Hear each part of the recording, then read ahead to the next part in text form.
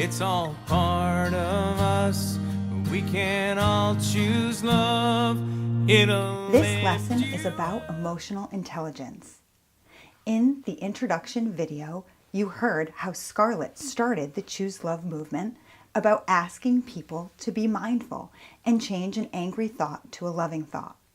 The movement started in schools with the Social and Emotional Learning program. Now you have begun the Choosing Love at Home program, designed for parents and caregivers. The goal of the Choose Love at Home program is to share the latest research, knowledge, and skills to help you become more self-aware, to help you manage your emotions, thoughts, and feelings, so that you can take the time to thoughtfully respond to your child with love in any situation.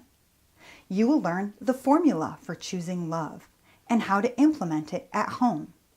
Ultimately, this can result in healthier relationships and can help you have deeper meaning and purpose in your life.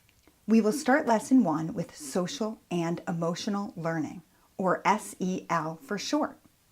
SEL, in a nutshell, is a process for understanding yourself, managing your emotions and feelings, and your relationships with others. It's about the skills necessary for cultivating the ability to have healthy connections or relationships. If your child's school or class has implemented the Choose Love Enrichment program, then he or she is learning this at school. Here is a clip of Dr. Cook explaining the neuroscience portion of the SEL program for students. Although I'm his better half, he does do a better job describing this than I do. So here's Chris.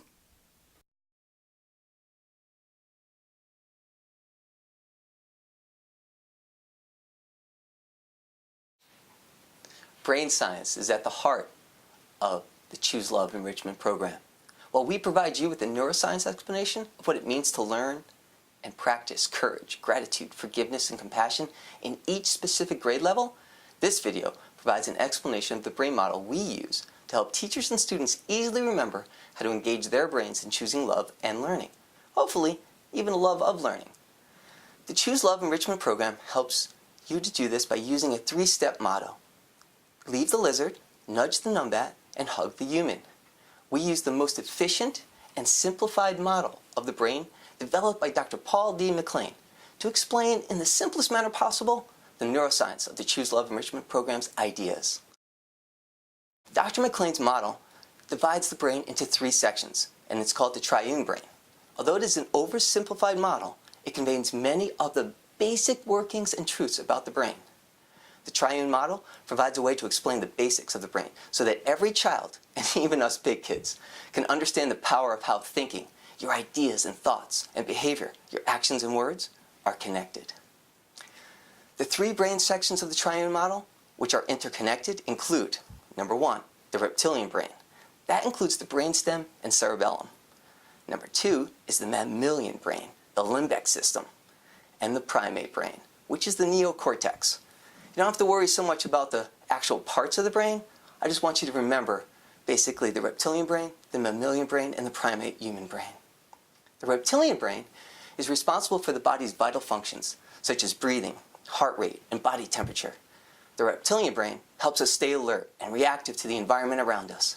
It controls our balance, coordination, and reflexes, and it never sleeps.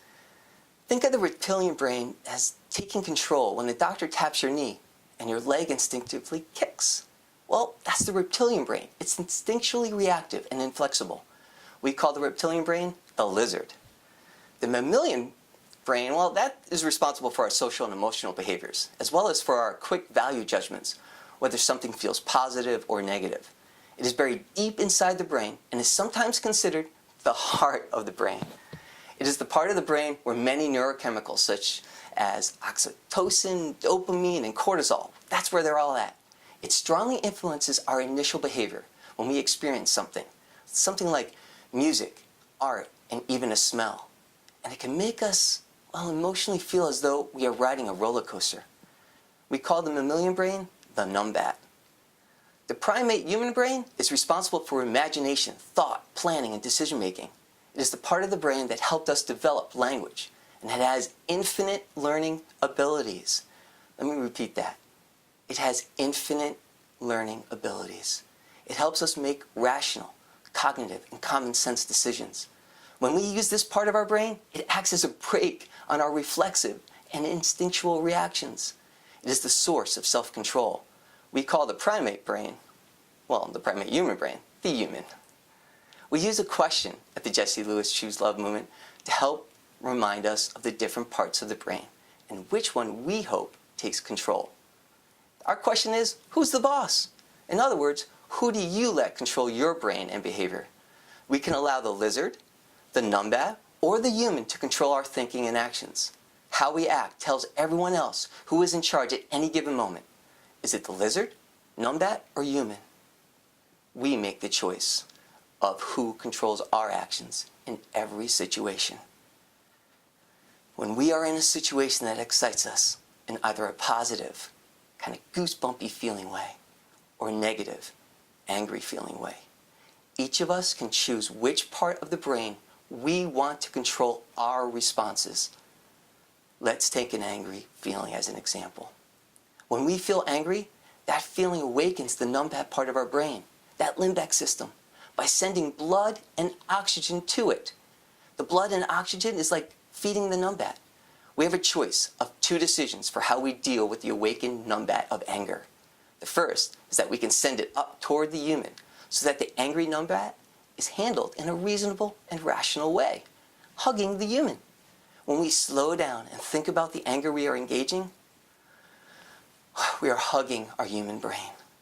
The second choice is to send the numbat's oxygen down to the lizard so that we are feeding our primitive and reactionary lizard brain. In other words, we can nudge the numbat to either hug the human or feed the lizard. The Jessie Lewis Choose Love movement wants to help everyone learn how to leave the lizard and nudge the numbat toward hugging the human. If there's one thing I would love for you to remember, it is our three-step motto: to help educators teach and students learn about the brain science of social and emotional learning. That is, leave the lizard, nudge the numbat, and hug the human. Before I go, I want to leave you with a fun note. The initials of our social and emotional learning motto, LNH, are the same as Jesse's chalkboard message to his mom: loving, nurturing, healing. Now go leave the lizard alone and nudge the numbat so that it hugs the better part of who you are. Go choose love. Thank you. He does a really great job of explaining that so that it's easy to understand. Remember that this is a simplified model of the brain to help us understand what goes on up there. The question, who's the boss, works for parents too.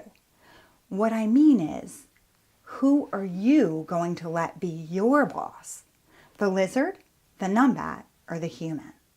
The human brain is where we respond thoughtfully, logically, and with reason. This is a great opportunity to talk with your child about what they have learned about the brain at school. Ask questions, compare notes, and have a lot of fun with this. Now we're going to move on and learn about feelings and emotions. Do you know the difference between feelings and emotions? Since the research shows that most adults do not, we're going to talk about what emotions are and what feelings are. Most experts in the field believe that there are 7 basic emotions: anger, contempt, disgust, fear, joy, sadness, and surprise. If you've seen the movie Inside Out, then you know the main characters, joy, sadness, anger, fear, and disgust. They are emotions. If you haven't seen the movie, I highly recommend it because all of the neuroscience in that movie is accurate and it's a fun way to learn about feelings and emotions with your child.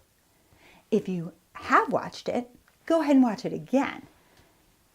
Discuss what you have learned from the program in relation to the movie. Again, emotions are represented in the movie are sad, joy, anger, disgust, and fear. If you remember those 5, then you have a better handle on this than most adults. Emotions are experiences that happen to us in our body. Let's take fear, for example. A typical sensation from fear is heart racing. I actually hold my breath when I'm afraid. I don't even know that I'm doing it. That's what emotions are all about. They're spontaneous. Emotions are an experience that happens to us. It just happens. We experience fear in our body. Feelings, on the other hand, are thoughts. They happen in the mind. What you think about what you have experienced. Since thoughts can be changed, so can feelings. I want to say that again. You can change your feelings. Let's look at another example using the emotion of anger. Take a look at the anger iceberg. You see the emotion of anger at the top of the iceberg. And then under the water are the feelings. So anger is what you see. Feelings are in the mind. I could experience the emotion of anger and the feeling of being frustrated or threatened, or any of these feelings that you see under the water. Understanding the difference between emotions and feelings empowers us to be in control, ultimately, of our actions. Emotions impact our feelings, which result in our behavior. So now take a look at this diagram of the process. We experience an emotion, and if we're using our emotional intelligence, we take a moment to think about our corresponding feelings and what they are. You see that gap between the two circles in the diagram? This is the process. You think or reflect on your experience and emotion. Then you are mindful of your feelings that arise from that experience, and then your behavior is a response to the emotions and feelings. You react impulsively. You go right from the emotion to the behavior, and you miss that moment or that gap to reflect and decide about your feelings. If you take the time to understand what you're feeling, we can respond thoughtfully. When we respond mindfully with self-control, we're using our emotional intelligence. When we take the time to understand the process of what's going on in our body and in our brain, then we're more likely to respond thoughtfully rather than react impulsively. This is minding the gap. This diagram is from Dr. Chris Cook's book, The Compassionate Achiever. Next, we're going to see a short video clip of Dr. Cook reading an excerpt from his book on emotional intelligence about emotions versus feelings. Being emotionally intelligent means that you can manage your emotions and feelings so that they are positive and constructive rather than negative and destructive factors when making judgments and taking actions. Although emotions generate feelings, your feelings influence your emotions so that the two are in a never-ending cycle of interaction. You've altered the cycle, for example, when you were sad, which is an emotion, and a friend told you to think of your favorite person or place that makes you happy, which is a feeling. You are using the feeling of happiness to bring you out of your sadness. The interactive cycle is where your conscious thinking about feeling plays an important role in whether you simply react or consciously respond to any problem or situation. When you react, you are acting on the instincts of your emotions. When you respond, you're making a conscious choice to act in a particular way based more on your feelings. So how do you manage your emotions and feelings to help you respond instead of react? It's all about controlling the gap between your emotions and associated feelings. If you want to control your behavior, you need to manage the interaction between emotions and feelings. For behavior is born out of that interaction. You manage the interaction by reflecting on the problem, your feelings, and your behavior. By taking a moment to simply think about what you're feeling, your behavior becomes an act of reflection, not of instinct. Think of the moment of silence as filling the gap with reflection and self-awareness. When you leave the gap unfilled, you're letting your instincts dictate your behavior. how much understanding are you allowing yourself? If you are instinctually reacting to what you hear and see, if you take time to consciously understand what feelings you're experiencing, you can respond with actions that are better than any off-the-cuff reactions. An additional benefit of focusing on the gap is that your behavior can, in turn, influence the way you're feeling. Let's use the emotion of fear as an example. Fear can generate the feeling of panic, which can cause a person to cower. When we think about the way we acted, it again can create the emotions of sadness and disgust that generate the feeling of shame. It's a cycle that I don't think anyone wants to ride on. What, on the other hand, causes a person to act courageously in the face of fear? For remember, courage does not happen in the absence of fear, but in overcoming it. It begins by thinking about the gap between fear and the associated feelings of panic or anxiousness. You can change the way you feel about your fear and its resulting behavior of cowering by turning it into a feeling that can build your courage. We all can choose what feeling is associated with an emotion in any given moment. And I try to assign the feeling of focused excitement when confronted with fear. When I rappelled from a 50-foot tower the first time in the military, for example, I have to overcome my fear of heights. Yes, I was fearful of heights. Instead of allowing the feeling of panic to wash over me, I focused on the steps I was trained to do while on the ground and saw it as an opportunity. I get really excited about opportunities to prove to myself that I could do more than my fears would allow. By focusing on the emotion-feeling gap, you can change your mindset from one that can cause problems to one that solves them. You never have to act on a feeling if you don't want to, as long as you take time to reflect on the gap. The simple moment of reflecting about your feelings and emotions helps you to comprehend a problem in ways that can lead you to successfully overcome it. Modern science, especially neuroscience, has clearly shown the importance of emotions and feelings for attaining a rational understanding of any problem. Commander Spock of Star Trek was one of my heroes growing up. Literally, I loved Commander Spock. I always believed that if I had his logic, his rationality, and understanding, I could overcome any problem that I or my crewmates of the starship known as Huckleberry Hill Elementary School could possibly face. One of my problems, however, was that I was never any good at excluding my emotions from decision making.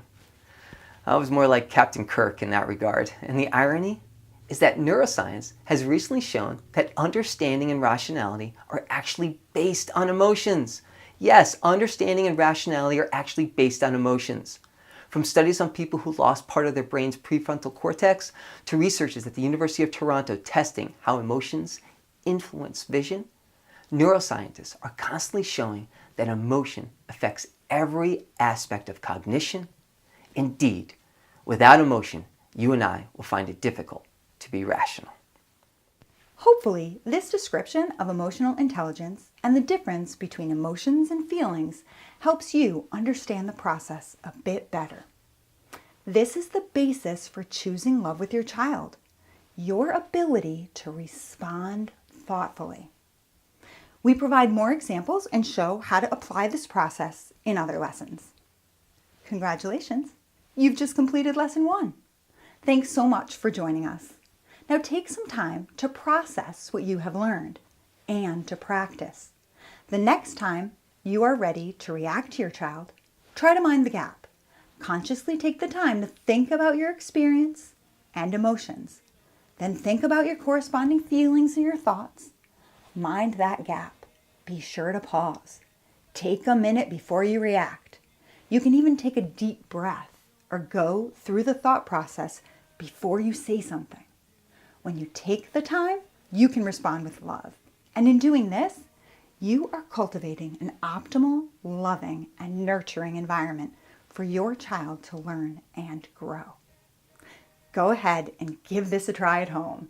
I'll see you next time for Lesson 2, learning the Choose Love formula and how to implement it at home. Thanks.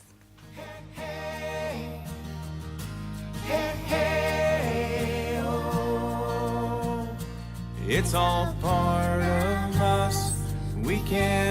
choose love.